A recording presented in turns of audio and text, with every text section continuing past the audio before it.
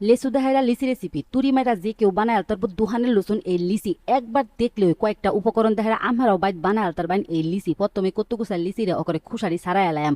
আমি কিন্তু লিচু খাইতে অনেক বেশি পছন্দ করি, যখন এই লিচুর সিজনটা না থাকে তখন লিচি বাজারের থেকে কিনা খাই, জাস্ট খালি ফ্লেভারটা পাওনে লাগা।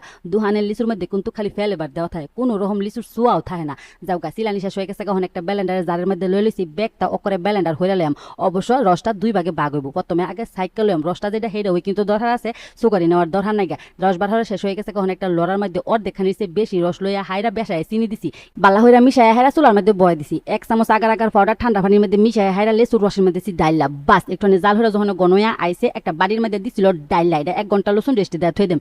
1 ঘন্টার পরে একটু লেচুর রস বেসায়া পানি স্বাদ মতো চিনি দেহাইরা বালা হইরা মিশাই এলাম। লেচুর রসের মধ্যে উতলানি আইলে একটু লেবু রস দিয়া দিছি। বাস 1 চামচ আগার আগার পাউডার ঠান্ডা পানির মধ্যে মিশাই হাইরা লেচুর রসের মধ্যে দিছি ডাইলা। একটু গনয়া আইলে জাস্ট খালি নামায়া হাইরা যে বাড়ির মধ্যে দেম সেই বাড়ির মধ্যে দেয়া দিছি। আমরা আসলে যে কোনো ছোটুনি ছোটুনি বাড়ির মধ্যে ওই দিতাম।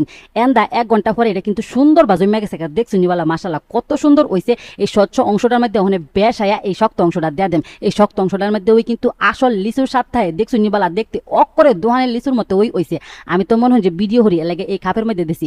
আমরা আসলে যে কোনো বাড়ির মধ্যে ওই কিন্তু এই লিচুটা বানায় তার মানে অনেক মজাদার একটা